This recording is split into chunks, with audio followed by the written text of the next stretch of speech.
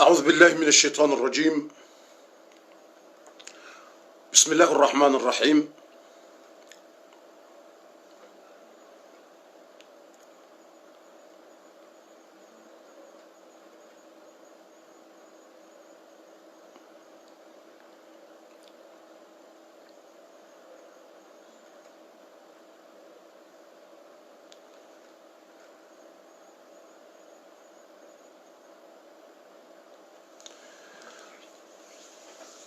الحمد لله. إن الحمد لله رب الأرباب ومسبب الأسباب ومجري السحاب وهازم الأحزاب وجعل لكل أجل كتاب، حفظ الأرض بالجبال من الاضطراب وقهر الجبارين وأذل الصعاب، واشهد أن لا إله إلا الله وحده لا شريك له العزيز الوهاب، ابتلى المصطفين بالذنوب ليعلم أنه تواب. أما علمت بزلة آدم وما جرى من عتاب، وهل أتاك نبأ الخصم إذ تسوروا المحراب. واشهد أن لا إله إلا الله وحده لا شريك له، واشهد أن محمدا عبده ورسوله، صلى الله على نبينا محمد وعلى آله وأصحابه أجمعين. أما بعد، إخواني في الله، عندنا درس اليوم عن يوم عرفة وماذا فعل الرسول عليه الصلاة والسلام في يوم عرفة، وعن يوم النحر يوم العيد الأضحى ماذا فعل نبي الله إبراهيم وماذا سنفعل نحن أيضا. Mes frères et sœurs, louange Allah subhanahu wa ta'ala, Seigneur du monde. Mes frères et sœurs, on va prendre quelques minutes pour exprimer quelques minutes concernant le jour de Arafat, comment on doit faire le jour de Arafat. Et prophète sallama, il t'a fait quoi le jour de Arafat? Il a fait quoi le jour de Arafat? Et le jour de sacrifice, le jour de Eid qui sera mardi, comment on va faire le jour de Eid, le jour de sacrifice? Et prophète Ibrahim alayhi salam, il a fait quoi le jour de Eid, Yawm Nahri, le jour de sacrifice? Et on va prendre quelques minutes, et on va mélanger arabe, français. Mais arabe, il faut arabe. Le verset coranique, on va lire le hadith du prophète Mohammed sallama, après on va traduire en langue française, mes frères et sœurs. Et Allah subhanahu wa ta'ala يخبرنا في القرآن عن أمور مهم جدا. Allah subhanahu wa ta'ala يخبرنا في القرآن بأمور مهم جدا. Première chose, mes frères et sœurs, on va parler concernant le jour de Arafat. Le jour de Arafat qui sera lundi après-demain. Lundi sera après-demain, le 20 août. Le 20 août sera après-demain, le jour de Arafat. Et les personnes qui jeûnent le jour de Arafat, Allah subhanahu wa ta'ala leur pardonne leurs péchés commis pendant 2 ans. Et comment on va faire pour respecter le jour de Arafat? On va lire quoi? On va faire quoi? Et prophète sallama, il a fait quoi? C'est ça, on va commencer maintenant. Le premier sujet, c'est le jour de Arafat. Et le deuxième sujet, on va parler concernant le jour de sacrifice, le jour de l'Eid, Yawm al-Eid. Les personnes qui jeûnent le jour de Arafat, Allah subhanahu wa ta'ala leur pardonne leurs péchés commis pendant 2 ans. Et le jour où la religion a été complétée depuis notre père Adam alayhi salam jusqu'au prophète Muhammad sallallahu alayhi wa sallam. Ça veut dire le jour de Arafat, c'est le jour à compléter notre religion. C'est le jour très très important. A été complété notre religion. Et le même jour Et le même jour qui était révélé le verset numéro 3 de Sourate Al-Ma'idah, Al-Yawma akmaltu lakum dinakum. Al-Yawma akmaltu lakum dinakum. Ça veut dire, aujourd'hui, j'ai parachevé pour vous votre religion et accompli sur vous mon bienfait. Et j'agrée l'islam comme religion pour vous. Ces versets révélés le jour de Arafat après la prière de Asr, un jour de vendredi, et le prophète Mohammed était sur son chameau qui s'appelle Al-Qaswa. Mes frères et sœurs, le jour de Arafat, les personnes qui jeûnent, Allah leur pardonne leurs péchés commis pendant 2 ans. Et c'est le jour où Shaitan, Iblis, Al-La'in, reste triste parce que Allah subhanahu wa ta'ala pardonne aux gens. Et prophète Mohammed sallallahu alayhi wa sallam, il a dit que le meilleur doigt acceptable, c'est le jour de Arafat. C'est le doigt que tu vas faire le jour de Arafat. Je répète deuxième fois que notre prophète Mohammed sallallahu alayhi wa sallam, il a dit que le meilleur doigt acceptable, c'est le doigt de jour de Arafat. Ça veut dire, si tu fais doigt le jour de Arafat, c'est acceptable. Tous les doigts que tu vas faire, le doigt plus fort, c'est le jour de Arafat. Et prophète Salama, il a fait quoi le jour de Arafat? Ikhwani, al-ana sanabda'u al-umur. Yani khayru du'a, du'a yawmi Arafat. خير الدعاء دعاء يوم عرفة والنبي صلى الله عليه وسلم يخبرنا أن من صام يوم عرفة يكفر الله له ذنوب سنتين السنة الماضية والسنة القابلة من صام يوم عرفة الله سبحانه وتعالى يعني يغفر له ذنوب سنتين وخير الدعاء دعاء يوم عرفة ويوم عرفة أيضا هو يوم يعني عتق من النار أكثر يوم يعتق الله رقبة عباده من النار فهو يوم عرفة. Prophète sallallahu alayhi wa sallam, le 8e jour qui sera demain, 8e jour du mois de Dhul Hajj, et on va prendre vos questions à la fin, Inch'Allah Ta'ala. À la fin, on va prendre vos questions, Inch'Allah Ta'ala. Le jour de Arafat, on a dit que c'est lundi, et le Arafat, c'est unique dans le monde. Pas de 2 Arafat, il n'y a pas de 3 Arafat. Même chez vous, c'est 5, tu vas dire que c'est 5 Dhul Hajj, ou tu vas dire c'est 2 Dhul Hajj, pas intéressant. Le Arafat, c'est unique dans le monde. Le jour de Arafat, c'est unique dans le monde. C'est lundi, c'est après-demain. Demain, c'est dimanche. Après-demain, c'est jour de Arafat. Maintenant, on va commencer. Professeur Lama, il a fait quoi le jour de Arafat? Mada fa'ala al-Nabi sallallahu alayhi wa sallam yawm Arafat. Et à la fin, on va prendre vos questions. On va vous donner 10 minutes, à la fin ou 5 minutes, on va prendre vos questions sur le numéro 07 53 45 21 42. Ça veut dire on va prendre vos questions sur le numéro 07 53 45 21 42 à la fin. أول شيء النبي صلى الله عليه وسلم نام يوم الثامن من ذي الحجة نام في منى مع الصحابة الكرام. Le 8e jour du mois de Dhul Hajj, qui sera demain dimanche, le 19 août 2018, le 8e jour qui sera demain dimanche, professeur Lama, il a dormi à Mina. Il a dormi à la place qui s'appelle Mina avec ses compagnons. Il a dormi avec ses compagnons à la place qui s'appelle Mina. C'est le Nabi sallallahu alayhi wa sallam. Et lendemain, ça veut dire le 9e jour qui sera lundi, le jour de Arafat qui sera lundi, et lundi 20 août 2018.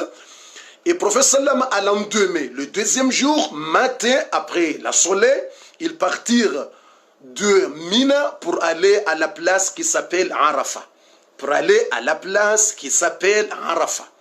Et quand le prophète Lama il arrivait à la place de Arafat, surtout à la place, il y a des mosquées qui s'appellent Masjidou Namira. Quand il est arrivé là-bas, à la place qui s'appelle Arafat, il y a des mosquées là-bas qui s'appellent Masjidou Namira, mosquée de Namira.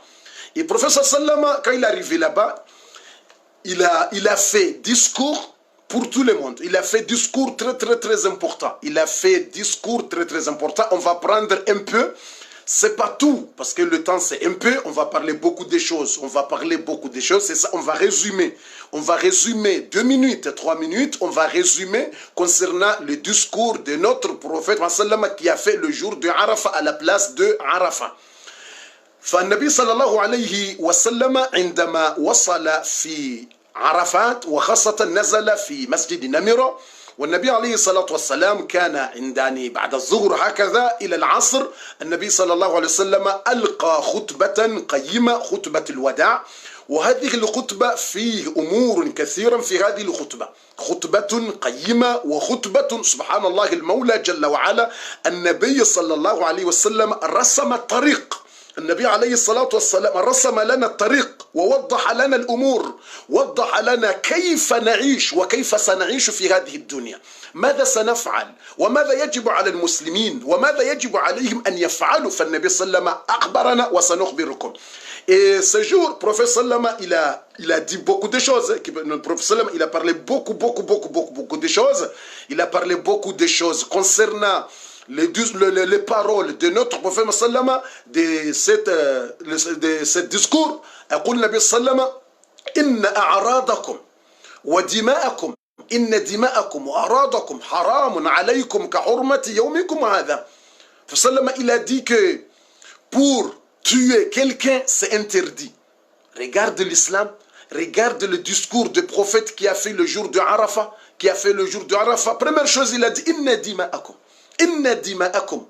Ça veut dire c'est interdit dans l'islam pour tuer innocent. Ne tuez pas innocent, ne tuez pas de quelqu'un. C'est grand péché pour tuer les innocents, pour tuer quelqu'un. C'est très dangereux. Il faut voir, il faut penser bien, il faut connaître bien que le prophète sallam, il a dit que c'est interdit pour tuer quelqu'un, pour tuer les innocents. Inna dima'akum. Inna dima'akum wa a'radakum. Et pour rabaisser les gens, c'est interdit dans l'islam. Pour insulter quelqu'un, c'est haram, c'est interdit dans l'islam. Et pour faire mal pour quelqu'un, c'est haram. Et pour tuer quelqu'un innocent, c'est très dangereux et c'est haram dans l'islam. C'est ça parmi le discours de notre prophète Mohammed sallallahu alayhi wa sallam. Ça veut dire pour rabaisser quelqu'un, pour insulter quelqu'un et pour calomnie. Tu parles mal des gens pour le rabaisser. Tu vas parler mal pour les gens. Tu vas faire calomnie pour rabaisser des gens. Et c'est interdit dans l'islam. Et c'est haram dans l'islam. C'est ça, c'est bon comportement. C'est bon comportement. Inna dima'akum wa a'radakum haramun alaykum ka hurmati yawmikum hadha. وبعد ذلك النبي صلى الله عليه وسلم بعد ذلك النبي صلى الله عليه وسلم تكلم عن أمور كثيرا وقال لنا أن نحن الرجال من حقنا عند النساء ألا يطعن في فرشنا ألا ينمن مع أحد ألا يطعن فرشكم مع أحد هذا من حقنا نحن هذا من حقنا وألا يدخل أحد في بيوتنا من غير إذن الزوج. Et parmi le discours de notre prophète Mohammed sallallahu alayhi wa sallam le jour de Arafat, parmi le discours de notre prophète sallallahu qu'il a fait le jour de Arafat, Nabi sallallahu alayhi wa sallam il expliquait bien. Il expliquait bien les droits des femmes, il expliquait bien les droits des hommes. Mais il a parlé beaucoup de choses. Mais on va prendre 3 choses seulement, parce qu'on va continuer. Il y a beaucoup de choses qu'on va voir. Il y a le valeur du jour de Arafat. On va faire quoi le jour de Arafat?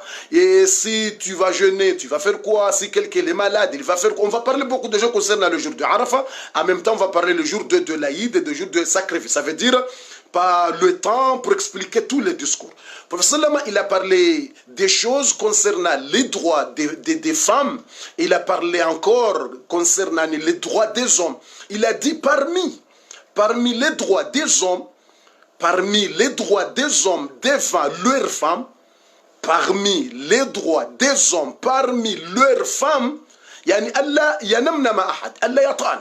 Ça veut dire ta femme n'accouche pas, ne dort pas avec quelqu'un, ne fait pas amour avec autre personne. Ça c'est votre droit, ça c'est le droit de mari, ça c'est votre droit. il faut connaître bien, ça c'est votre droit pour dire à ta femme que mon droit, que tu restes fidèle pour moi.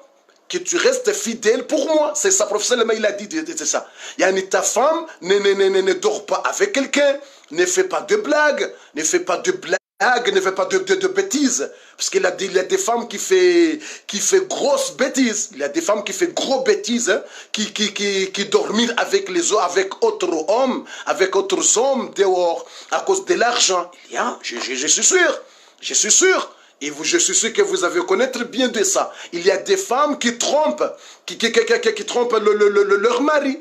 Il y a des femmes qui trompent leur mari. Comme ça, il va coucher avec autre garçon là-bas au service. Il y a ou il n'y a pas? Dis-moi mes frères et sœurs, il y a ou il n'y a pas? Il y a la situation, c'est comme ça ou il n'y a pas? Il y a des femmes comme ça ou il n'y a pas? C'est pas tout. Je n'ai pas dit que tout. Mais professeur, il a dit qu'il faut sera fidèle pour ton mari. C'est ça le discours de notre professeur Lema qui a fait le jour de Arafat. Il faut rester fidèle pour ton mari. Il n'y a pas besoin de dormir avec autre personne. Ça, c'est trahison. C'est grande trahison. C'est très grave. C'est très grave. Parce que si tu dormir avec autre personne, c'est très grave, c'est trahison, c'est grand péché et trahison et c'est très dangereux. C'est ça, je suis sûr qu'il y a des femmes qui sont fait ça. C'est pas dit, je n'ai pas dit toutes les femmes. J'ai pas dit toutes les femmes, mais il y a des femmes qui font comme ça. Il va accoucher avec les autres au travail, ou je sais pas où, à cause de l'argent. Quelqu'un va lui donner l'argent, il va accoucher avec lui, il va faire n'importe quoi, Même maintenant, tu vas voir, il y a des gens, même maintenant, subhanallah, tu vas voir deux gens, yani, son mari, il va penser que c'est son bébé, il va penser que c'est sa fille. Mais, subhanallah, il a fait le zina, il a fait l'adultère, il a dormi avec autre personne. C'est ça, professeur Lama, il a dit qu'il faut éviter, il faut connaître bien que le droit de ton mari, yani, ne dort pas avec autre personne, Et deuxième droit, professeur Lama, il a dit dans ses discours, prophète sallallahu alayhi wa sallam, il a dit que le deuxième droit, il faut connaître bien, Allah yadkhul ahadun fi baytik bidun idhni zawjik. هذا من خطبة النبي صلى الله عليه وسلم. يعني le deuxième droit, prophète sallam, il a dit le jour de Arafat, il a dit que ne permettre pas quelqu'un pour entrer à la maison sans autorisation de votre mari. Ne permettre pas les femmes, pas d'ordre, ne permettent pas quelqu'un pour entrer à la maison chez toi sans autorisation de ton mari. Parce qu'il y a des femmes qui font n'importe quoi. Il y a des femmes, quand tu vas arriver à la maison, au salon, tu vas voir des hommes, ils rigolent, rire, avec beaucoup je sais pas, ils sont regardés la télé, et le mari, il va voir bizarre. Il va voir de bizarre. Il va dire, c'est qui lui au salon. Après sa femme, il va dire, non, moi je lui connais, quand je partirai à Dubaï, moi je lui connais là-bas à Dubaï. Quel problème? C'est pas mon problème. Si tu le connais à Dubaï, c'est pas mon problème, moi. Yani, c'est pas autorisé. Tu prendre quelqu'un pour entrer à la maison sans autorisation de votre mari? Non. Le professeur Lama, il a dit non. C'est pas votre raison. Non. Si quelqu'un, il va venir, même si quelqu'un il vient, il a besoin d'entrer à la maison, si ton mari n'est pas là, il faut demander à ton mari, tu dis, salam alaikum mon mari, il y a quelqu'un ici. Après il va dire, c'est qui? Après tu vas dire, il faut demander autorisation. Mais c'est pas comme ça. Et tu vas venir à la maison et tu vas voir déjà au salon, regarder la foot, regarder la télé, regarder la télévision, regarder, je sais pas, il parle, il rigole. Après tu vas dire que, ah, pardon mon mari. Quel pardon? Pardon de quoi? pardon mon mari, parce que moi je le connais avant, parce que moi je le connais, je sais pas, à la gare, ou je sais pas, je le connais à Paris, ou je le connais à Mayotte, je le connais à La Réunion, ou je le connais à Moronier, ou je le connais à Madagascar, ou je le connais à Maurice. Non, non, non. Si tu connais, si tu connais pas, c'est pas mon problème. C'est pas mon problème. Il faut demander autorisation de ton mari. Chaque personne qu'il veut entrer chez toi, il faut demander autorisation de ton mari. C'est ça, prophète Sallama, il a dit de ça. Et parmi, c'est ça le parmi. Beaucoup de choses, le prophète a parlé beaucoup de choses, mais c'est parmi les droits des hommes. Il faut respecter beaucoup vos maris, vous respectez beaucoup.